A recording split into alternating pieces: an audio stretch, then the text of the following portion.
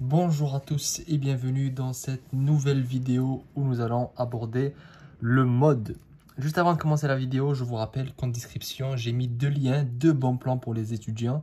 Allez voir, ça pourra peut-être vous intéresser. Alors, le mode, qu'est-ce que c'est?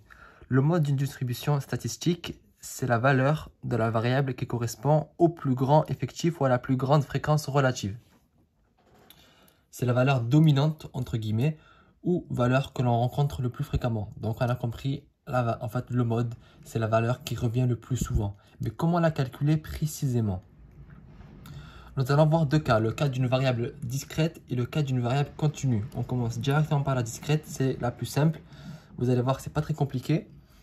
Le mode est le xi, donc le xi c'est cette colonne-là, pour lequel la fréquence est la plus élevée ou le nombre d'observations est le plus élevé. Donc, on nous dit en fait que le mode, dans le cas d'une variable discrète, c'est soit c'est la valeur où le NI est le plus grand ou bien le FI est le plus grand. Mais en faisant les deux méthodes, on obtient la même chose. Dans notre cas, on va faire les deux méthodes pour vous montrer qu'on va obtenir le même résultat. Mais en exercice, ce n'est pas la peine de le faire deux fois. Vous prenez une des deux méthodes et vous le faites. Donc, la méthode des NI le plus grand. Donc, on regarde le NI le plus grand parmi ces 5 là. Donc là, on peut voir que c'est 30. Donc, c'est 30. Et le XI qui lui correspond, c'est le 3. Donc, X égale 3. Le mode est égal à 3. Maintenant, si on le fait avec les fréquences. Déjà, comment on obtient ces fréquences-là? On l'a fait plusieurs fois, mais on va quand même le rappeler. Les fréquences, en fait, c'est NI sur N. Donc là, le NI pour cette ligne-là, c'est 22. 22 sur N, c'est 22 sur 100. 0,22. 18 divisé par 100, 0,18. 30 divisé par 100, 0,30. 15 divisé par 100, 0,15. 15 divisé par 100, 0,15. La somme des FI est toujours égale à 1. Maintenant, revenons au mode. Le mode, on nous dit que c'est la fréquence la plus importante. Donc là, encore une fois, c'est le 0,30. C'est la plus grande fréquence qu'il y a dans ce tableau. Donc, elle correspond encore à XI égale 3. Donc, le mode est égal à 3. Donc, en exercice, comme je vous ai dit, prenez une des deux méthodes et faites-le. Mais ça ne sert à rien de faire les deux. Bon, passons aux choses un peu plus complexes. Cas d'une variable continue. La première étape quand on voit que c'est des variables continues, donc qu'il y a des intervalles et que la variable est donc continue, la première étape, c'est de vérifier si les amplitudes sont égales ou inégales. On vérifie si elles sont égales, puisque si elles ne sont pas égales, du coup, elles sont inégales. Déjà, je vous rappelle, qu'est-ce que l'amplitude? Certains d'entre vous peut-être ne connaissent pas ce terme-là ou l'ont pas très bien appris en cours. Donc, l'amplitude se note AI, donc A comme amplitude, AI comme en statistique tout, il y a AI partout. Voilà. Donc, comment ça se calcule? C'est la borne de droite moins la borne de gauche. Je vous ai mis un exemple. Si par exemple, on a cette classe-là, cet intervalle-là, quelle est l'amplitude? Bon, certains d'entre vous vont directement dire 3, mais la formule nous dit de faire borne de gauche, borne de droite, moins borne de gauche. Donc c'est 8 moins 5. 8 moins 5 égale 3. Amplitude est égale à 3. En fait, l'amplitude, c'est l'écart qui entre les deux valeurs. Tout simplement. Il y a deux cas possibles. Soit dans tout le tableau, les amplitudes sont égales. Donc toutes les amplitudes sont égales. Et donc, si les amplitudes sont égales, la formule du mode, c'est celle-là. Le mode est égal à la borne de gauche plus l'amplitude fois l'effectif de la classe modale. Nous allons voir comment on trouve la classe modale juste après dans l'exemple. Moins NI-1, c'est l'effectif qui est juste avant la classe modale, divisé par NI moins NI-1, donc l'effectif de la classe modale moins l'effectif qui est juste avant la classe modale, plus NI, donc l'effectif de la classe modale, moins NI plus N, donc l'effectif qui est après la classe modale. De toute façon, on va faire une application pour que vous puissiez voir comment on applique ça exactement. Donc AI, je rappelle que c'est l'amplitude, et le NI, c'est l'effectif de la classe modale. Bon, on va directement voir un exemple pour que vous puissiez mieux comprendre. On a un tableau. On avait dit que la première étape, c'est de vérifier si les amplitudes étaient égales. Donc, on fait les amplitudes. Ici, c'est 2 moins 0, 2. 4 moins 2, 2. 6 moins 4, 2. 8 moins 6, 2. 10 moins 8, 2. Donc, on est bien dans le cas où les amplitudes sont égales. On a la formule. Et la première étape, quand on sait, après avoir déterminé que c'était dans le cadre des amplitudes égales, c'est de trouver la classe modale. La classe modale, en fait, c'est la classe où il y a le plus grand NI. Donc, comme le cas discret, là où il y a le plus grand NI, c'est la classe modale. Dans notre cas, c'est très facilement 40. Donc, la classe modale, c'est 4, 6. Si la question, par exemple, on vous dit « Trouvez la classe modale », vous vous arrêtez là. Ça ne sert à rien de faire tout ce calcul, puisqu'on vous demande juste la classe modale. Vous dites la classe modale est 4, 6. Mais souvent, on va vous demander quel est le mode. Et là, on veut calculer le mode précisément. Donc, vous utilisez la formule. Mais sinon, vous arrêtez avant. Ça évite de faire des calculs et des erreurs bêtes.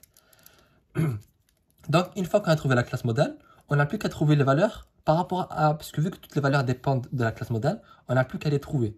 Donc, la borne gauche de la classe modale, c'est 4. Borne gauche est égale à 4. L'amplitude, bon, c'est toutes les mêmes, donc c'est 2. Mais, voilà, c'est 2. Ensuite, l'effectif de la classe modale, NI, c'est 40. L'effectif qui est avant, donc NI-1, c'est 18. L'effectif qui est après, c'est 15. Donc, maintenant qu'on a toutes les variables de la formule, on n'a plus qu'à calculer. Donc, c'est borne de gauche plus 2 fois la formule qui est là. Donc, 40 moins 18 divisé par 40 moins 18 plus 40 moins 15. Le mode, vous le calculez à la calculatrice, ça fait bien 4,94. Je récapitule. On commence par vérifier que les amplitudes sont égales. Puis, on trouve la classe modale. Ensuite, à la classe modale, on détermine la borne de gauche. Après avoir déterminé la borne de gauche, on détermine l'effectif. Bon, là, c'est 40. L'effectif d'avant, l'effectif d'après. Et on applique. Et on fait bien attention à calculer ça. Ensuite, on fait plus 4. C'est-à-dire, il y a des gens qui vont commencer par faire 4 plus 2 fois ça. Et ils trouvent faux. Parce qu'il faut d'abord faire la multiplication, ici, là, avant de faire le plus la borne de gauche. Et pour vérifier que vous avez raison, il suffit en fait de voir si le résultat que vous trouvez, il est bien situé dans l'intervalle. C'est-à-dire que si il n'est pas dedans, si c'est plus grand que 6 ou inférieur, si c'est plus grand ou égal à 6 ou inférieur à 4, c'est que c'est faux. Parce que l'on peut voir que le 6 n'est pas inclus. Puisqu'on sait que la classe modale, c'est ça. Donc le mode, il est dedans. D'accord? Maintenant, on passe au deuxième cas. Dans le cas où les amplitudes ne sont pas égales. Donc, on est dans l'obligation de corriger les fréquences ou les effectifs relatifs. Ou bien d'utiliser la densité. Moi, je vous conseille d'utiliser la densité, parce que c'est la méthode la plus simple. C'est d'ailleurs celle qu'on va utiliser tout de suite. Donc, la densité, ça c'est notre DI. Et la formule pour la trouver, c'est DI est égal à densité égale NI sur AI. Effectif sur amplitude. Tout simplement. La formule pour calculer le mode, c'est la suivante. Donc, si le mode est égal à la borne de gauche plus AI, donc là, c'est comme dans le cas des amplitudes égales, sauf que là, ce qui change, c'est ici. À la place d'utiliser les effectifs, on utilise les densités. Donc, c'est DI, densité de la classe modale, moins DI moins 1, donc la densité d'avant. Et là, c'est pareil que, là, c'est la densité de la classe modale, moins DI, la densité d'avant, DI, la classe modale, moins DI, la classe après. On va directement faire un exemple. Donc, là, on a un tableau. La première chose à faire, on avait dit, c'est de voir si les amplitudes étaient égales ou inégales. Donc, on fait les amplitudes. 2 moins 0, 2. 5 moins 2, 3. 8 moins 5, 3. 10 moins 8, 2. 14 moins 4, 4. 6, 16 moins 14, 2. 20 moins 16, 4. On peut voir que les amplitudes ne sont pas du tout égales. Il y a 2, 3, 2, 4, 2, 4. Les amplitudes ne sont pas égales. Donc, on calcule directement la densité. Donc, la deuxième étape, c'est de calculer la densité. La densité, on avait dit, c'était NI sur AI. Donc, 2 divisé par 2, 1. 2 divisé par 3, 0,7. 3 divisé par 3, 1. 4 divisé par 2, 2. 5 divisé par 4, 1,25. 3 divisé par 2, 1,5. 1 divisé par 4, 0,25. Donc, une fois qu'on a calculé la densité, là, il faut déterminer la classe modale. Et en fait, tout à l'heure, la classe modale, c'était le n est le plus important. Mais là, vu que les amplitudes ne sont pas égales, c'est la densité la plus importante. Donc, vous cherchez la densité la plus grande, tout simplement. Donc là, on peut voir que c'est 2. Donc, 2, c'est la densité la plus importante. Et donc, la classe modale, c'est la classe qui correspond à la densité. Donc, c'est 8, 10. Donc, elle correspond à la densité la plus importante. Donc, DI égale 2. La classe correspondant à DI égale 2. Et 8, c'est 8, 10. Donc, ça, c'est la classe modale. Puis après, comme tout à l'heure, on détermine les valeurs en fonction de la classe modale. Donc, le AI de la classe modale, c'est 2. La borne de gauche, c'est 8. La densité de la classe modale, c'est 2. DI-1, donc la densité d'avant, c'est 1. La densité d'après, c'est 1,25. Et là, on n'a plus qu'à appliquer la formule. Donc, on a borne de gauche plus 2 fois tout ça. 2 fois quoi? 2 fois, c'est l'amplitude, donc c'est 2. Amplitude égale à 2. Et là, on avait dit que c'était 2 moins 1. Pourquoi 2 moins 1? Parce que c'est DI moins DI moins 1. Donc, 2 moins 1. Et là, c'est pareil, c'est DI sur DI moins DI moins 1, donc 2 moins 1, plus DI moins DI plus 1, moins 1,25. Vous faites le calcul et vous trouvez le mode est égal à 9,15. Bon, j'ai arrondi, c'était 9,14, mais j'ai arrondi à 9,15, vous pouvez le faire. Comme ça, moi, ça fait une valeur un peu ronde. Donc, pour vérifier que vous avez le bon résultat, comme tout à l'heure, il faut que le résultat se trouve dans la classe modale. Puisqu'on sait que la classe modale, c'est 8, 10. Donc, il faut que le résultat se trouve entre 8 et 10. On est bien d'accord.